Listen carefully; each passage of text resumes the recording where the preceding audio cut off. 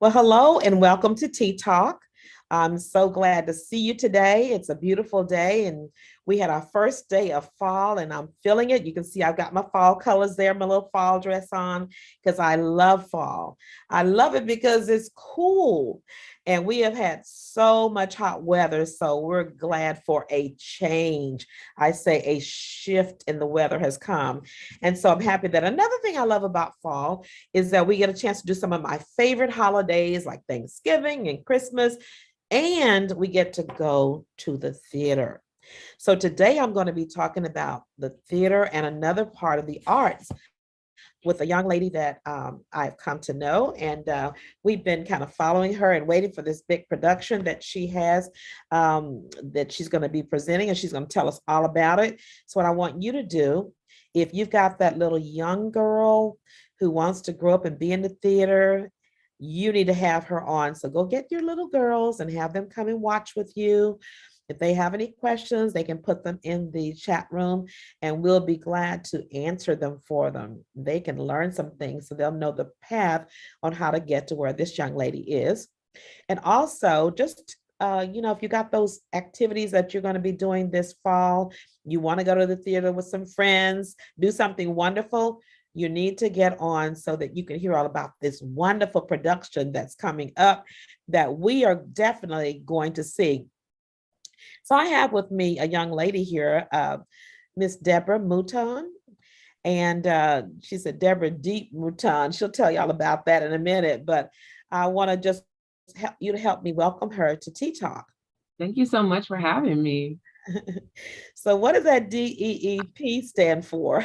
Yeah, it means determined to excel in everything promised. I think that this world has a lot of ways that they measure success, and a lot of them didn't line up with why I feel like God put me on this earth. And so for me, it's kind of an anchor at the center of my name to remind me that the things that I'm doing in this world and on this earth are God-centered, are God-ordained, have purpose in them, and have to move beyond like our superficial measurements of success. I love it. I love it. I'm going to have to really, when I look at it again, so it's determined to excel in everything promised. In everything promised. Determined to excel in everything promised.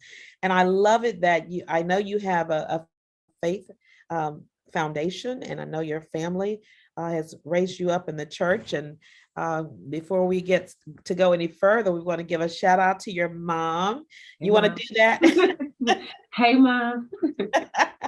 And for those of y'all that don't know, her mom is Pat Wiggins, and she's a member at First Met, and her husband, who just passed away here recently, a couple of months ago. So we're just missing him so much too. Reverend Carl Wiggins, we just miss him so much. A wonderful, wonderful minister and pastor, and so she is very well grounded in the Word of God. And I want to just, it's always good to give a shout out to your parents because they trained you up the way, and everything you have now is because of some things that they put in your life so that you could get more. Sure. And so we definitely wanted to recognize your mom and your dad before we get started. Now, I want to talk about, well, first of all, let's go ahead and talk about your background. Okay. You are a writer. Tell us about who you are. I consider myself a multi-hyphenate literary artist, which I know is a mouthful for most people, but it just means that if the medium is text, I'll do it, right? So I do everything from writing books, poems, to plays and opera, to visual poems, to screenplays, anything that you're going to use as storytelling, that's kind of my jam. Wow. So do you create everything yourself, or do people give you ideas and you just say, I can go with that. I can write something for you. Are you writing? How does that work? Yeah, I usually do a lot more commissioned work, which is like someone wants an idea and they kind of want to do it. And I do it occasionally, usually for organizations or for individuals who want to pay me to do something that's really specific. A lot of the work that I'm doing now, though, is definitely more individual driven. So I'll have an idea and spend some time, whether it's a few weeks, few days, to a few years, like this production, developing that idea out, researching and doing everything I need to do to create it. Mm-hmm. Wow. So did you go to school for this, or how did this come about when you were little? Is this what you wanted to be? You ask a little kindergartners, what do you want to be? And they say, I want to be Batman. I want to be princess, whatever. So what were your dreams and aspirations as a child growing up? Yeah, I mean, I grew up in an artistic household. My mother sang and played piano. My dad played classical violin. My brother was an actor. My family is all into the arts and always has been. So I knew I wanted to be in the arts. I actually used to choreograph gospel dance and mime. I've done kind of a little bit of everything all over the place. And I think the arts has always just been a landing place for me. But my mom says that at an early age, where like other kids were carrying stuffed animals, I was carrying a spiral notebook, this idea that like I was always a writer, whether it was good or not, that's questionable. But that I always had an idea and was kind of doodling or jotting things down. And I think just over the years, that place of play became more comfortable. And I just kind of really dove into having it and making it my own space. Wow. So what advice could you give, or what kind of tidbit would you give to a mother who they see this child that wants to write or draw, or that's kind of different? They don't want to do the traditional, whatever it is most kids are doing. What do you say to a mother, or even to the little girl or boy that's thinking in those veins, about their future, what they can do to move forward or to encourage that? Yeah, I mean, you're not weird. You're just unique, right? If everyone did what you did, you wouldn't be special. And so I think just really leaning into like all the ways that God made you special. My kids are very literate and very literary. My kids will stay up to really, really dumb hours of the night reading books. That's their thing. They love telling stories. They love building, little mini sets. They are their own creatives. And so for me as a mom, whether it's my medium or my husband, who's a visual artist medium, right? We love to be able to nurture wherever they're entering the space of play and creativity and to support that. And so I constantly tell my daughter, if you want to be an underwater basket weaver, which is something my dad used to say to me, if you want to be an underwater basket weaver, I will be underwater cheering for you. It doesn't matter how you do it as long as you do it well. And so I think that's, no, the thing is, if you're going to do it well, do it all in, all out, and trust that your gift will make room for you.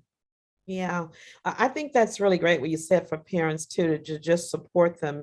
But I think another thing that I feel that parents need to do is to tap into the creativity of children, because now they're on the TV, they're on the Wi-Fi, they're just kind of into a thing, but their creative mindset of them by themselves creating and producing seems to be lacking. Do you see that could be something that could keep them from obtaining or finding their creativity with all of the computer games and things? What are your thoughts on that? Yeah, I mean, I think that there's a lot of different ways to find creativity. For my kids, my daughter loves to code. She loves science. She loves engineering and gaming. And so instead of pushing her away from that, we found programs that allowed her to design games, right? And so then she can use those skills, the same creative skills, but in a way that uses uses the technology as well. I just think you have to be creative. As creative as a child is, you have to be creative in meeting them there to support whatever that need is. And there's times where they just want to sit and read a book. There's times when they want to create and install a museum in our home, which we know we do have museum space in our home where our kids can exhibit their artwork. And we've taught them how to do like curate an exhibit and think about how long it stays up in the house. And you know what I mean? Like, so we've really tried to feed in as much as we can into really like nurturing whatever it is that they want to do, and reassuring them that there's no right pathway and that they may change their minds a million times. We don't ask questions like, what do you want to be when you grow up? Because, hey, 30-year-olds don't know what they want to be, right? I mean, how many times have we changed it over the years? Exactly. I thought I was going to be a nurse like my mom, and I found out I don't like dissecting dead things. I don't like the smell formaldehyde. I don't like all that stuff you have to do to become an RN like she was. And I just saw the white thing and helping people and da da da. But you got to learn all these other classes that I was not good in science. And so, yeah, it can change. But I like the part that you said, though, the creativeness. And I think that might be a good book for you to write. I saw a book there of helping parents to take it to the next level. Like you said, instead of playing on the computer, learn how to program a computer, you know, learn how to put a museum in on something you're interested in, or an author's corner. I like that. Well, listen, let's talk about now. So did you go to school for this, or this was just something that you just kind of fell into? How did you get into become this artist that you are right now? Yeah, I mean, I do have a bachelor's in English. I also have a bachelor's in African American Studies from the University of Michigan. I Okay. have a master's degree in education. So I actually was a teacher for a long time. Okay. And I still really love being in educational spaces. I don't like the administrative part of it, but I do like the learning and sharing knowledge part of it. So that's, I think, at the center of what I do. But more than anything, it was just doing the work, right? Like I think a lot of times, and this is not to diminish, MFA programs or anything like that, because those are really great places for a lot of people. But for me, I've learned more doing the art than I did trying to find where to study to do the art, right? So in high school, I started doing poetry slams and really fell in love with being on stage and writing and performing my work at talent shows and local community things in church, right? Definitely was a space for me. And then as I grew and went to college, I found a national, it's called CUPSES, which is the College Undergraduate Poetry Slam Invitational. So it's the national level poetry slam organization, and was able to join a national team on my campus and represent at a national level, and just really fell in love with the community that was around me and what I was doing. So when I moved to Houston, I wanted to find that same thing. And Houston has a really thick and hardy poetry community. So I was able to plug in there and just continue to grow. And the more that I did, the more things I thought to do, and the more I just started to stretch and make connections. And so by the time I became poet laureate of the city, I think that I was really in a good place to pivot and kind of do all the things that I had dreamed about. Wonderful. Well, what you just said to me was it takes time. It's a process. It's getting connected at the local levels and the talent shows and all those things before you jump to where you are, Yeah, right? for sure. And when you say poet laureate, what does that mean? So I served as the ambassador of poetry for the city of Houston for 2 years. In Okay. that time, I created community programs. So I created a writing series for women on mental health. I created a writing series for young writers where we visited local community libraries and worked with them to refine their craft. And then I created a music video, for lack of a better word, but it basically was a series of 36 artists who were all writing poems and presenting those poems in the streets in their neighborhoods that celebrated the diversity of Houston. And so those were kind of the projects I did, along with some other things that popped up that I didn't expect, like a BBC World News poem for after Hurricane Harvey when we were kind of rebanding here in Houston. And so just really figuring out how I could leverage my space in the city position to gain access and resources for people to enter into literacy and into poetry. Wonderful. Well, listen, that is really great. You did a great job of letting us know who you are and getting to know you personally. Now, let's look at your work, what's coming up that I'm really, really excited about to talk about. You have a production that's coming up that, why don't you tell us, it's called PLUMSHUGA, and you can just kind of tell us, how did you get that name? What is PLUMSHUGA all about? Yeah, PLUMSHUGA is subtitled The Rise of Lauren Anderson. So it centers on the life and legacy of Lauren Anderson, the first Black principal ballerina of Houston Ballet and of a major ballet company. I say we, but it's just me writing it, right? Just dive into creating a tapestry where we're able to talk to her one-on-one, and as she talks, her memories play out in dance. So it really is a collaboration between myself, Harrison Guy of Urban Soul, Stanton Welch of the Houston Ballet, Ebony Bell Darcy, who's my co-director, kind of coming together to the place and deciding how do we mix a lot of mediums, how do we mix genres and tell you this really rich and inviting story. Oh my goodness. So PLUMSHUGA, how did you come up with that name? Yeah. So PLUMSHUGA was first off started thinking about the Sugar Plum Fairy, which is the role that Lauren embodied and sought to embody probably more than every other role in ballet.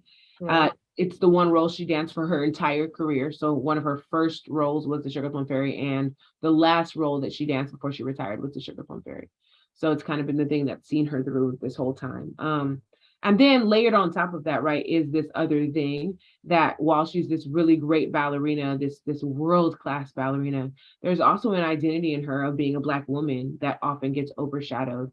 And so we wanted to really create something, a title that carried both the classical ballet world with it, as well as Black culture, right? We think of grandmothers want to give you sugar, right? And Yeah. come here, sugar, right? Like it's Give me some endearing sugar. I feeling. tell my grandbaby out there, that's why I say, give me some sugar. That's it.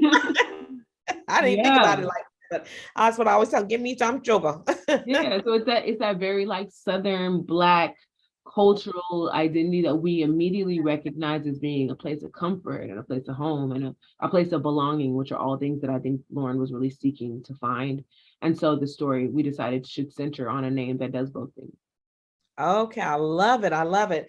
Well, I want to go back just a little bit, and of course, I don't want to get into the play so much, but you said something a minute ago that just kind of just like, oh wow, this is so true. When we're talking about ballerinas, and we talk about a Black ballerina, I remember when she first when I went to see her, and of course my cousin actually met her and got an autograph from her because she was doing her a play in her community in Plano. And some kind of way they got together and she got to talk to her and take a picture with her. But I went to see her on stage, and I went because I've seen, the production many times, but to have a Black ballerina have this particular title and position. Tell us what does that mean, um, from your perspective when you're looking at, I'm doing this about the first Black ballerina. And did you say that even in Houston and in the nation? Yeah, absolutely. For me, there was something about representation that's always important.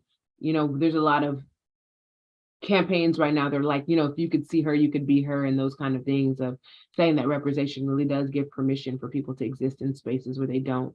And I think very much so Lauren does that. I also think though that there's this whole other layer of who she is as an artist who was able to push through everyone telling her no over and over and over again, right? Who Mhm. pushed through addiction, who pushed through domestic violence, who pushed through these things that would level and take out so many people and have, right?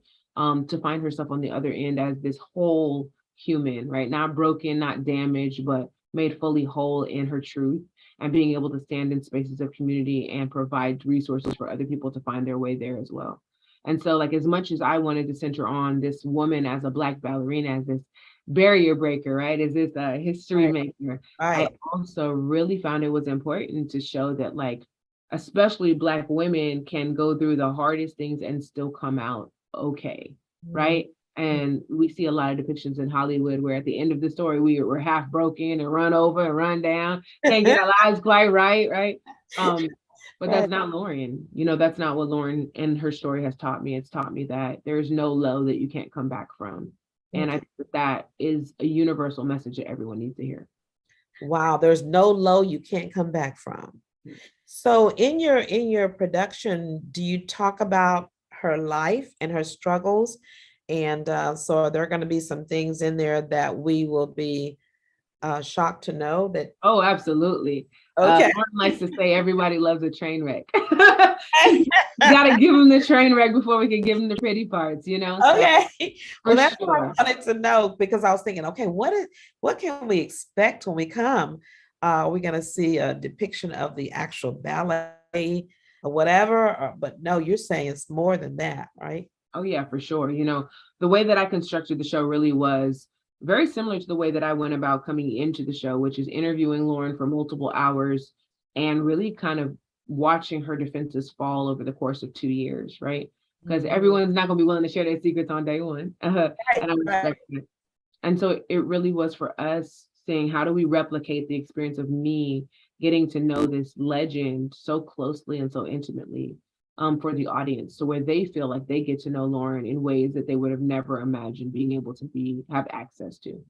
Wow. And we need to know the good and the bad because we make it look so easy up there on stage, even in the role that I play at my church, people are like, oh, it's not that easy. There's a whole different side of the struggle and the what it takes to do what you do that people have no idea. They just see the final product. So Lauren is she's still in Houston and she's married. I think you said she's married. And so Yeah. she has her own life. And so did you say that it took you 2 years of interviewing her? Yeah, so we did interviews for about 2 years. The pandemic helped a little bit with that because we couldn't be together, right? So we would get on Zoom and just stay on for an hour or two and record it, and I would be able to take notes from there and make, my next set of questions. I had really great documentation from there. And so it was a lot of interviewing and getting to know and building relationship. I consider that my big sister now because we've gotten Yeah. really close. And then the last year, so it's been a total of a 3-year process. The last year has really been refining the script. Lauren has been a great collaborator in that I can write a draft and send it to her and say, like, did I get it right? And she's Uh-huh. like, no, we need to fix this. Or yeah, absolutely. And you said it better than I would have thought I could have said it. I Yeah. think it's been a back and forth till we found the right balance where she was able to say what she needed to say without feeling like she was pushed to say things that she didn't feel comfortable saying. That's good. And that so that partnership that you all, that relationship that you all developed took time. Yeah. And you definitely want to get it right for the person that it does say what it is that actually happened, if they agree with it. So so has she seen it already, or is she coming to the first show, or Yeah, so we did a workshop of the piece in January, which uh-huh. is just a very, not staged as well, but kind of read through version. And Lauren was there for that, and there was a standing ovation at the end of it. It was really just a wonderful and magical night. And then since then, she's been to a few rehearsals, but I purposely kick her out. I tell her she can't be there. We've had talks where I'm like, no, no, no. um, so, and her son plays in the ensemble band that did all the music. So, he was like, Mom, you can't know anything. We've all been really good at just keeping her in the dark over in a corner somewhere, told her to just hang out. Um, Yeah. so we have a date in mind that is prior to the beginning, or prior to the opening, where she's going to be able to come in and see it and give us feedback and things of that nature, because we do want to make sure once it's open to the public that we get it right. Yeah, yeah. So let's go ahead and give some information about it, about where is it going to be shown and the dates and so forth. How can we get tickets? Give us that information. Yeah, so previews for PLUMSHUGA start October 7th through the 9th. And for those who don't know what previews are, they're like an open rehearsal. The piece runs pretty much like it will run on stage, but nothing is for sure. So we can change anything we want to during the preview. So it may be a different show if you see it later on. And Right. then October 13th is our official opening, our press night. The 14th, we're doing a national launch. So that day is going to be a fundraiser and a way for us to be able to really get some national attention on the piece. In hopes, that it goes somewhere big and, Broadway, like, and later Yes, on. yes, Love that that. became it to be so. Exactly, right. And then from then on, the show will be from October 15th to November 13th. You can find it at Stages Houston. So you can go to their website and get tickets, get them quickly because they're starting to sell out. We already have 2 or 3 nights that are completely sold out, which I'm really excited about. And yeah, it's just going to be a really great show. The great thing is, Fort Bend Academy for Arts and Dance is actually going to be doing some preludes. So they'll be out in the lobby. So you'll get a show before the show, then you get the show. It's going to be a really full night. Wow, I'm looking forward to that. I got to figure out which night I'm going to come. More than one night, but Yeah, bring a group. yeah, well, that's what I know your mom, um, the group that we're in, we've been talking about it, trying to get the best night. And so it may be just so we have to all come at different times, but we're trying to kind of all come at one time. But First Met's going to be there. So, And I and, appreciate it. yes, definitely. And all of my Tea Talk audience, they're going to be there too. Because we really want, well, it's going to be a great show, number one. Number one, it's going to be super great.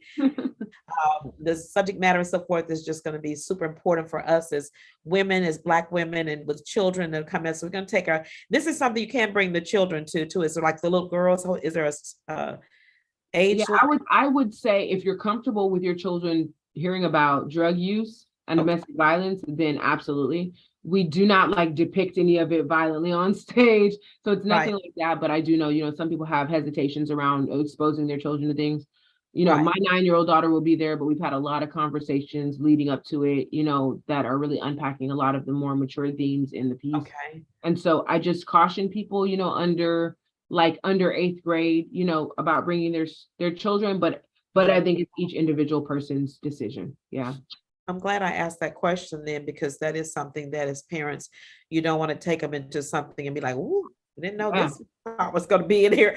You know, we were watching movies the other night with my grandchildren, and one little part came up. I'm like, why would they have to put that in there? Yeah. You know, and I was shocked, and didn't even have time to tell her turn her head or close your eyes or whatever. It was just thrown in there. So that's good to know. And so parents be aware of that, and use your own, you know, discretion about whatever you would like to do, or either prepare your kids if you're going to bring them. But that's good to know. So so the tickets, you can go and find out the tickets on Stages, just stages.com or something like that. Stages Houston. Stages Houston. Okay. And then they will give you the price of tickets and the date availability and that kind of thing. So so what else can you tell us about the production that we can expect that maybe I didn't ask you? Yeah, I mean, I think one of the biggest questions people have said is like, is it a musical? Is it a one-woman show? Is it a right? People want structure, and I refuse to give it to them. Okay. But I think, you know, we think of it as an intimate conversation with Lauren, where as she talks, her memories come to life, you know, and in dance, right? Her memories come to life in dance, because why wouldn't they be in dance, right? She's a dancer. Definitely. And so there are some absolutely stunning dancers in this piece. Takeda Moore, who's our lead, actually has been in multiple Broadway productions. She's been in a few Tyler Perry movies. She's just phenomenal triple threat. And so it really is a whole show that I think you will really enjoy. I have to get used to bragging about it, because I'm like, I don't want to sound braggadocious, but I'm really proud of this work. It's taken a long time and a lot of effort and a lot of prayer and a lot of self-discovery for me to get to a place where this piece could live. And I just want people to be able to enjoy it. Well, we definitely going to enjoy. We're going to come and support and so forth. And, you know, why not toot your own horn, especially when you know it's great. So, I mean, I forgot they say it's a sad dog that won't bark for his own, something like that. They said, so you bark for your own parade. Yeah. Yeah. So you got to believe in yourself. And I just really am just in it. I know your mom used to have us praying, my daughter's gonna be doing something big. I can't tell you anything about it. She said, it's something big. Y'all just pray for my daughter, and da da da da. And so she would say little things about that. And so this is what she was talking about. This and a few other things, you know. Yeah, like, I have some other projects coming too. So tell us. But this was I know that's what this was. And you had another poem that she did let us finally read, I think it was, or something. But tell us about what else. Are you doing something else besides this with all of this going on? I'm always doing something else. It's a problem. I've said I'm like too ambitious for my own good sometimes, but you know, I think when God opens doors, you got to just run through them. You know, you got to just figure out how to do it later. So I'm working on an opera right now that'll debut in May with the American Lyric Theater in New York. And I'm also getting ready for a book launch. I have a book that's coming out in March of next year. A couple other little smaller projects. And then we have an art exhibit that actually is connected to my book that will go up at Rice University at the end of October. So those things are kind of all bubbling in there together. So you're working on that now. I got really excited because, you know, bragging on my grandbabies, she sings opera. Yeah, I heard. So she's in New York. So I may have to go visit her for that one. I'm sure she would love to come too and see it in New York. So we got to keep in touch about that date. You have it confirmed already, or are you? I know around the time, it's right around Memorial Day, but they haven't given me exact dates yet. So it's part of a residency that I'm part of. So it's different than just like a normal commission that would be a show that goes up. And so the residency is still kind of refining what days we do what and giving us that schedule. But the piece will be centered on the women who worked together to end the Montgomery bus boycott. And so a really good piece about Black history, a history that we don't normally hear. We normally get Rosa Parks, but we don't get all the other women that worked really, really hard to move the needle on progress and justice in this country. And so we want to really be able to celebrate them. It'll be a good show. So I know you said you had either a degree or some classes in Black history or African American history. Has that really kind of helped you have an appetite to develop some things more Afrocentric or historically I telling? mean, yeah, I think my mom did that. I don't think that was the degree. You know, the degree was when I entered college, my decision was I was going to have one degree that made me money and one degree that I did for myself. And so my English degree was to go to law school. My plan was to go to law school and become a lawyer, civil litigation. And so for me, I knew that English was kind of like for them, and the African American studies part was for me because I felt like in so much of my education, I didn't see myself represented. And I really wanted to learn, you know, at what I felt was the greatest level in college, right? What I should have known all along. And so I think my desire started very young. My mom used to have books in our library that were on, you know, historic Black figures, that were on like Cleopatra and how she was really Black, right? Like that were just on all these things that I didn't know and was able to dive into at a very early age. So she nurtured that, her and my father, probably more than anyone else. And then growing up, I just realized the necessity of it, right? Is that we're constantly missing from TV shows, we're constantly missing from theater, we're constantly missing from literature. My God, so much from literature. And so being able to really like push ourselves back into those spaces, you know, that's something that my memoir that's coming out in March is really centered in is it's reclaiming modern day mythology, right? Of saying that if you look at the classic canon of mythology, it's Greek and it's Roman and it's white, right? But that like Black people can have mythology too. And that's a space we can explain ourselves and play through in order to give context to who we are and how we operate in this world. Oh my goodness. Wow. So you have a lot going on in that wonderful brain of yours. And, you know, It's great. a wild place. Telling you, I was sitting here thinking about, I said, what must she have been like as a child, trying to keep up with and nurture and so forth like that. But you have mom and dad that they were on top of it, huh? My dad used to say it would have been a lot easier if you were a stupid child. He used to say that to me. I'm serious. No, I can see, even as you're talking, your brain is like, I can just see it going like that, like, oh my goodness. So are your children picking this up as well? Not picking up there. It's imputed in their souls. Like, yeah, no, they're definitely the same kind of people. You know, my both of them are challenging at every level in the best and most beautiful ways. And so I wouldn't trade them for the world. They're the perfect blend of my husband and I, but both of us were gifted kids who had wild imaginations and were very artistic and yeah, they're that's them too. Yeah. Well, let's talk about a little bit about that, because I'm looking at children and parents, that a lot of people, that parents and grandparents that are watching. And so sometimes in African American families, this has been my finding with teaching children and African American children, they're stifled in their creativity as don't ask questions, don't this, don't do, don't talk. And so, and then when I taught my white students, I noticed that parents were always encourage them to ask questions, you know, da da da da. So can you see any behaviors that maybe African American kids could have that might be looked at as they're being, I don't want to say the word bad, or they're just troublesome kids, when in actuality, they could really be very, very gifted kids and who are really just can't slow their mind and their bodies down to quote unquote normal kids. Yeah, no, I mean that was me. Totally, it was me. And I was definitely my brother as well, right? And it's definitely my kids. I think I wouldn't say bad, it's just I think it's bad as perspective, right? And it's subjective. Yeah. My son takes things apart. It drives me insane. He takes apart everything. He turns everything into a building block. It doesn't matter what it is, if it's a chair, if it's food. What did he build on? He built on my mom's meal. Like the other day, she had like a to-go box, and he built all this stuff and knocked it all over. And she was like, "I've never been so angry with him." And also, I can't really do anything because he was just building, right? Like he was just. I get it. You had to build a world, and so I think it's more about that. Of we do ask why a lot. We do make space for a lot of questioning.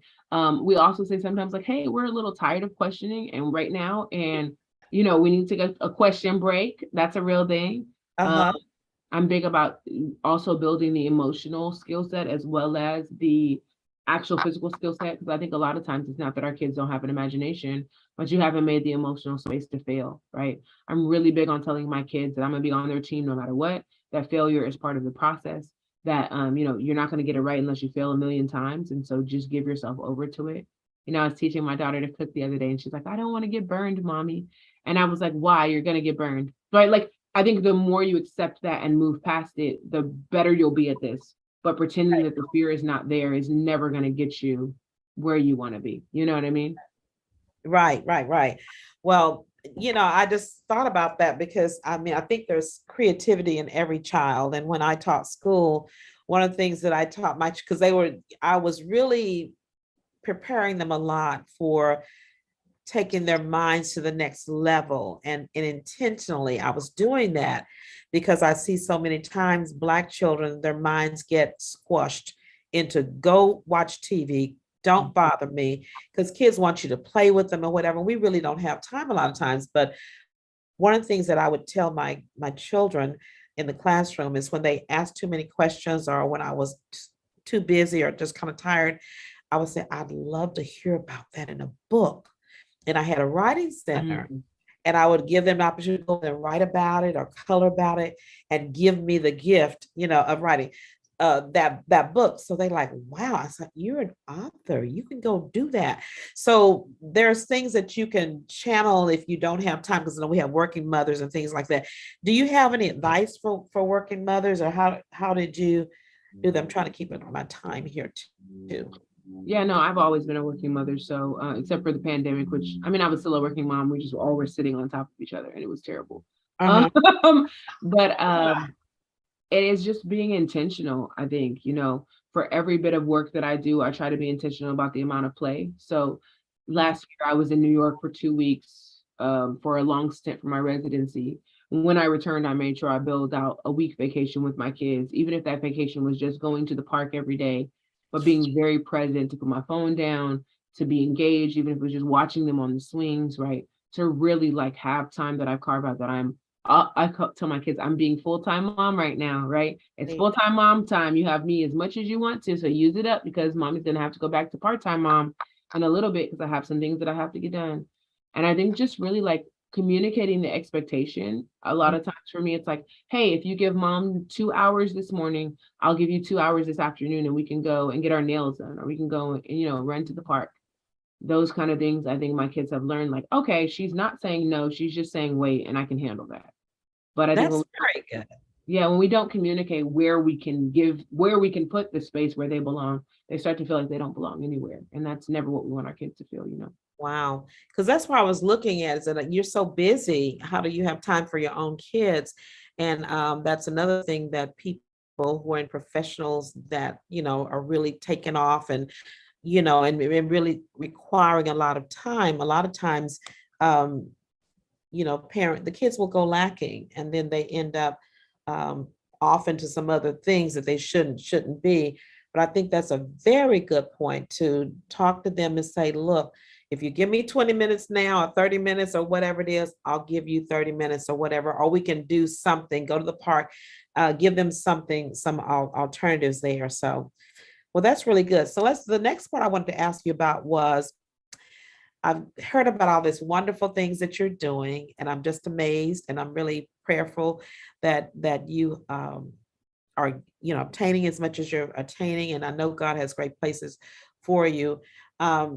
Where has God, was this a God thing? Did you feel the presence of God helping you or guiding you, or who were the people who helped you um, besides your mom and dad? Were there times when you just felt like it's not gonna work? Sure, of course. Okay. Yeah, this is not like we're just all on high. Okay, because it seems like it's just all sugar here. Yeah. But were there times, and because you said a minute ago about your kids, about failing, you can never fail until you stop trying, or something like that you said. So as an adult in the position you're in, did you ever feel like you just wanted to just give up? It just wasn't going to work? Yeah, I have a couple stories come to mind immediately, but I'll go with my moving to Houston story, which is I guess the beginning of my Houston testimony. And so I'm not from Houston. I'm from California. I went to school in Michigan, and my plan was to go back to California. And God told me to move to Houston. I didn't have any family, no job, no friends, nothing. And I was like, nope, I ain't doing it. And I went back to California. Was like, I'm not going to Houston. That's silly, and was just bombarded with every reason to move to Houston. Every turn, everywhere I went, there was something that reminded me of Houston. Lane Bryant had a pant called the Houston, right? Wheel of Fortune had Houston Week, right? Like it was just like everywhere I Everybody went, was happy. you are I was not letting telling you, me go. Houston, Houston, Houston, huh? It would be flashing signs, so I did the best that I could do in my limited, my limited humanness of lining up jobs and lining up places to live and all these things. And had my, my parents and my brother and sister drive me down. And uh every job, usually if I get a job interview, I pretty much have the job. I usually, can talk myself into the job. And Right. I got 0 job offers and money diminished very quickly in holding a whole family down here. And my parents had to leave me in a hotel room with all my belongings and my car. And we didn't know how it was going to work out, and over the next few weeks, the little bit of money I had turned into even smaller amounts of money. And I really felt, I was like, God, you led me here, but you have just left me to myself, destitute in Houston with nobody to know. After about a week, I went to the hotel manager and told him I was going to have to leave. And he told me he would lower the rate of the room to let me stay and Uh-huh. cut it in half so I could stay, which was great for a few more days. And then I returned to him again. He was like, how about we hire you and you could work for the hotel so you could stay? Which I was like, my God, look at you. The day I went in to sign my paperwork, they sold the hotel from underneath him. So there was, I just was like, what are we doing, God? What are we doing? Right. What are we doing? I thought I saw the plan. This is not the plan at this point. And so the day that I decided I was going to live in my car, I checked out of the hotel. I put all my stuff in. I started scouting places to sleep at night that would be like removed from, public eye. So that way people's eyes wouldn't be on me when I was trying to sleep, and thinking of places to wash up. And I was getting out of the car. I had enough money to either eat or get gas in my car. And I remember praying like, God, I am now down to nothing. Like I've exhausted my faith and I don't know where to go. Yeah. And I opened the door to go to Cece's Pizza because I'm gonna be honest with y'all, I was gonna wrap some pizza in some napkins and I was gonna eat on it for a few days. Okay. And as I opened the door, I got a phone call that offered me a job. Wow. Wow. And I just remember sobbing my eyes out. And the job paid $500 less than what I needed to qualify for my apartment. I was able to get another part-time job, so I was working 2 jobs. But then my apartment wasn't ready, so I had 2 weeks. I was like, okay, I'm gonna live in my car for 2 weeks, and then I will, be able to afford everything I want. I can see a finish line. I'm fine. And as I was settling in that evening to kind of like, hold up in the back of a Walmart parking lot, I got a phone call that a friend of a friend of a friend of my mom and dad's lived in Humble, and she told me if I could get to 1960 that she had a room for me. And a whole back bedroom set up for me and gave me a space to live, fed me, took care of me, just really nurtured me. And I'm just like so indebted to her and her son forever and ever. I still keep in contact with them. But it really was God just showing me like, I'm going to push you to your wildest limits and I'm going to challenge you and I'm going to stretch you, but I promise you, you're going to be strong enough to handle it. And I think from then on, there's been ups and downs. I've had a lot of things that have come in the way of what I was trying to do, a lot of rejection, a lot of personal devastation. But I think that because God kind of set the tone for me, right, that no matter how far we got out, he was still going to be on that branch with me. I was willing to stay and I was willing to stick it out and I was willing to just keep following. And I'm continuing to do that, right? It's a trial every day and it's a journey and a learning experience every day. But I just try to center myself in that and knowing that, I'm not out on any branch by myself. Mm. Oh my God. I'm sitting here trying to fight back the tears. But I love it when you just said, I'm not out on a branch by myself. Yeah. God is always, I've been out there, but I wasn't by myself. God was with me all the time. And when I was talking earlier about the fact that people see the finished product. It's like the cake with the icing and the little stuff on it, but they don't know what you had to put in that cake and beat it up and whip it up, and you had to substitute this, and the cake didn't rise just right, so you put more icing on this side. My mom used to do that. She would put a whole lot on this side if it was slanted. People did not know that it was a big glob of icing on the other side because it didn't come out right. But her objective was to make that cake. And so you're saying it, you stayed focused, and God was. That's what I kept hearing in my spirit, that God has been with you all along, and he's going to continue to be with you. And I'm just praying so much. And I'm asking other people here in your prayer time to pray for, I'm just seeing a miracle unfold before my eyes. I really am feeling it. I'm getting chills. Okay. But I just wanted you to know that I really feel that this particular moment, because God kept asking me, telling me, leading me, directing me toward that point to ask for it. And here's the deal. I'm glad that you shared that story, because that story is for somebody that's watching. Yeah. Somebody else. I really, we had a lady join our church one time, and she had a couple of kids. And it wasn't until a year later that she told me, she said, I lived on the parking lot in my car. Wow.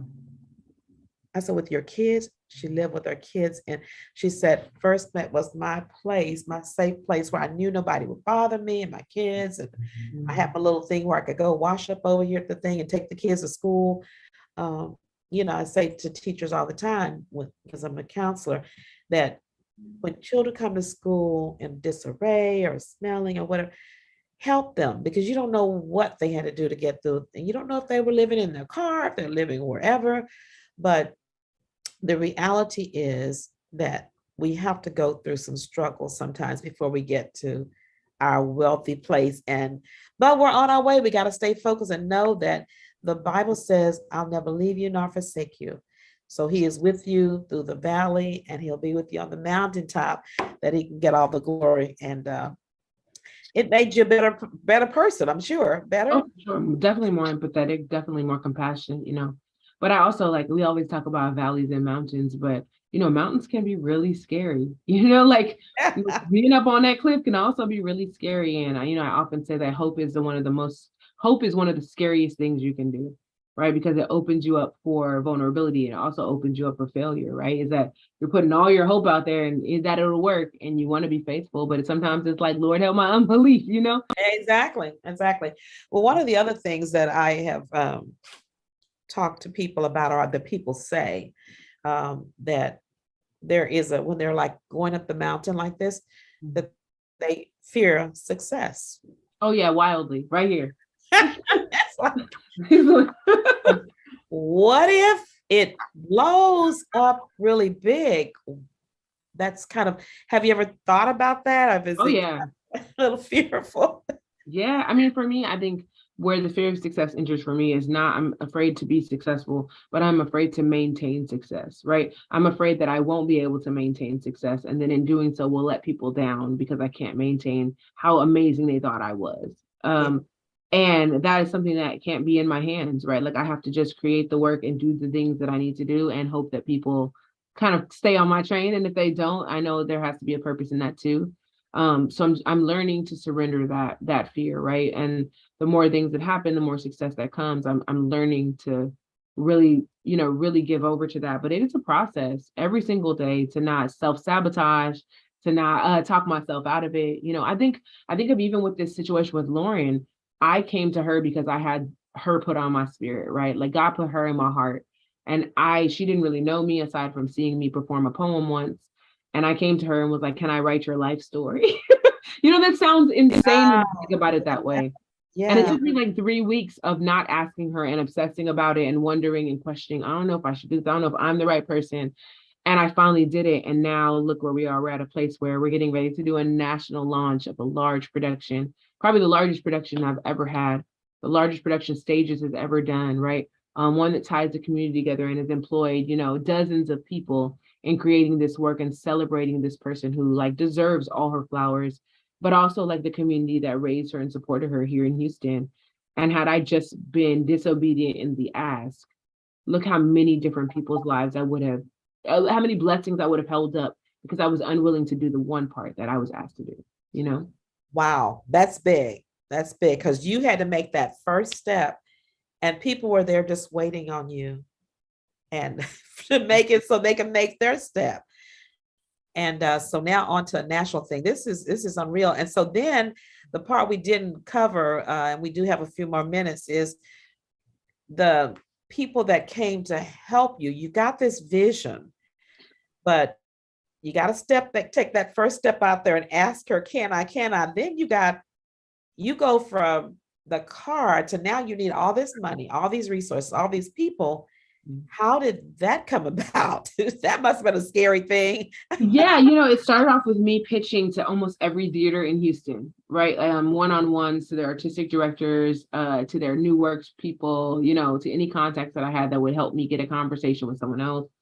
And then that grew into Ebony Bell Darcy and I had a relationship because she was the assistant director on the first opera that I did with the Houston Grand Opera, Marian Song. And she's now in a position of being able to leverage that to gain access for people at stages. And so I sent her the script. And really, I was asking her more just like, can you read it? Can you give me some feedback? Yeah. Let me know if it's good, where I should go with it. And she really championed the work and just began like talking to people in stages and saying, this is a work I really want to champion and rally behind. And so she helped kind of get that ball in motion. And then once it was, they really started to realize what I wanted to do. And that wasn't easy either, right? When we got into the workshop, I think my choreographers didn't even understand what we were making until we were making it, right? Okay. And it didn't matter how many times I explained it, the vision was mine and it wasn't theirs, right? And so I think when you have a vision, sometimes you get frustrated when everybody else doesn't see it, but it's not everyone's vision, right? It's yours, and it's yours to walk out and to get them to see the parts they need to understand. And so I think once they took a step back and really saw what I wanted to create, then we saw a surge of energy around the piece because now everyone kind of knew what we were doing and how we were making it. And that was like a delight to see everyone finally see the picture. It's like watching someone do one of those old 3D pictures that they back off of. Yeah. And that moment when they finally see it and everything clicks, it's something to be a steward and a shepherd and a servant to that moment and that reason as well. Wow. I can see the light bulb finally went off. You're like, yeah, this is what I've been trying to get you. I've been trying to tell you.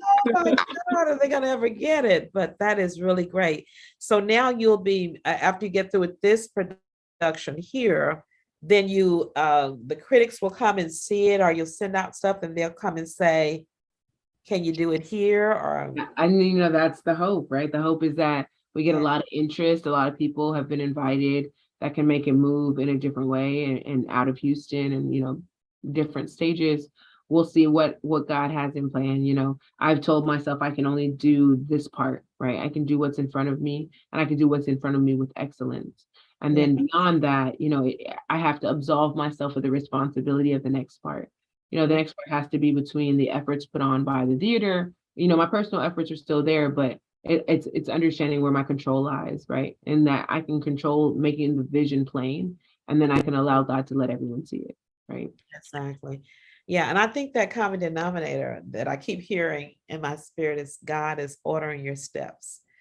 And each step has to be done excellent with trusting God. You can't half do something, because when you half do something, say, for instance, the person that God is going to put in your place with that connection, they would say, well, no, she really, Now they've got this opportunity to connect you with where you need to be. But if you didn't do your other step with excellence when you were not where you wanted to be, then they won't recommend you, or they won't connect you, or they won't speak up for you. So it sounds like to me, you've made a lot of great connections and you impressed a lot of people with, your integrity and your hard work and your being focused. I'm going to do this and being excellent at whatever level you're at. I think a lot of times people want to be excellent only if it's the big stage with all the brand lights. So you haven't earned you haven't earned it yet. But I can say you definitely earned it. Thank you. I don't always feel that way. Sometimes I feel like I have dues to pay, but I think it's just about faithfulness. You know, I had a friend tell me yesterday, you don't control the time in which God elevates you, and you just got to be okay and ready to go. And I'm working on that, you know. Yeah, well, I can just feel in my spirit, just by interviewing you and just by feeling your spirit and hearing your story, that God is about to elevate you really, really, really beyond your imagination. And I can see that. So Receive that. yeah, Yeah. I will be praying for that, and the other ladies on here will be praying as well. So, Thank you. well, that's about it. Is there anything else I missed? You gave a shout out to your kids or A shout out to my husband, because he's your definitely husband? the only way that I can do all of this is having an amazing partner. To And then say I that. and then I would just say, you know, people get their tickets at Stages Houston for Plum Sugar. That's going to be between October 7th and November 13th. If you want to pre-order my book, it's called Black Chameleon, and pre-order links are available via my website, livelifedeep.com. And you can follow me on all social media channels at Live Life Deep. Yep, it's easy. Okay, well, you got it in there, but I want to make sure we repeat it one more time because you went real fast. So Yes. your So website is livelifedeep.com. okay. And our social media handles are at Live Life Deep. So that's for Instagram, TikTok, Facebook, LinkedIn, whatever you want to go to, that's where I am. Okay. And then Stages Houston is going to have information on Plum Sugar, which goes up October 7th through November 13th. And if you're interested in the Blank as a Myth exhibit, which goes up at Rice University, you can follow me on my website as well and get all that information. Okay. So I think key thing is to follow you. Yeah, follow me and go to my website. I So also have a your website. Patreon. If you're a person who wants to do back, you know, behind the scenes and exclusives, you could join my Patreon family and get, you know, early ticket deals and all those kind of things. Because I love being able to have that one-on-one connection with people who are interested in supporting my work. Exactly. And so when they go on as a patron, that means they can go on and just support you with some financial gifts Yeah. for things. Yeah. So you get anything from $5 a month to, you know, however much you want to give. And it gets you some behind the scenes footage. It gets you, you know, videos with Lauren. It gives you early announcements, early ticket deals, you know, all those kind of things. Yep. Okay, we might have to do that. You know, I might be feeling like I'm having little favor there. Go on with the Patreon. I Well, appreciate that. thank you so much. You're a beautiful woman inside and out. And thank you for coming and sharing. We have learned a lot about you, about your work. We'll be praying for you and your work, and we will be there for Plum Sugar. Thank you so much. I can't wait to see you in the audience. Okay. All right. Well, listen, our time is up for today. I know you were blessed. Why don't you share this on your Facebook page, share with your friends, your family, anybody that you know. This is good information, and encourage them to also follow this young lady and support her through prayer and by being a patron. Okay. All right. Listen, so I'll see you next week at 3 for Tea with Lady O. Bye bye now.